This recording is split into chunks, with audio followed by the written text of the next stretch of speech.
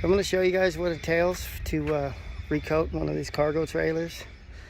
Mine got pretty damaged in a hailstorm last August, and when I opened it up this year, I just got here. I'm only here in the summer.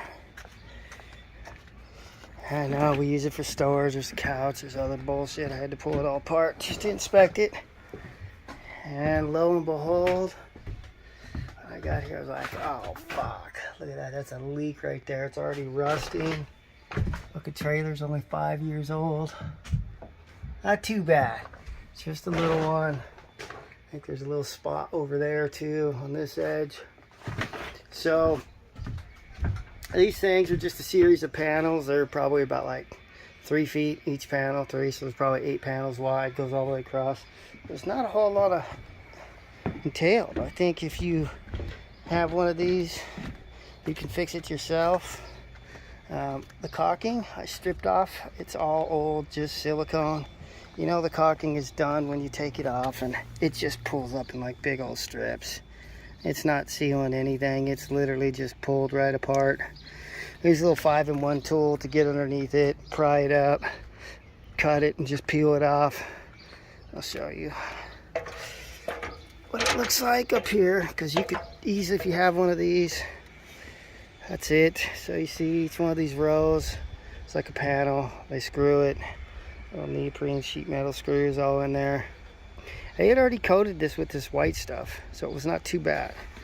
5 years ago, I bought this in 2017, yeah, like 5 years old.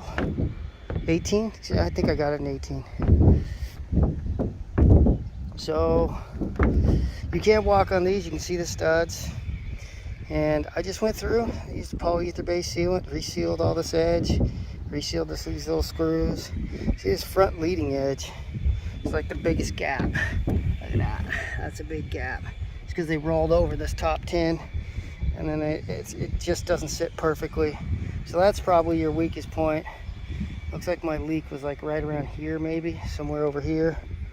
So I just peeled it all off, resealed it with a polyether base. Just it took me 1 tube to reseal all this. That's it. $8. Go down to Home Depot, get a polyether base. You can see it's all done. That's not too bad. I got a hole in my thing. Guess it whacked my roof pretty good too. Luckily I can figure that out.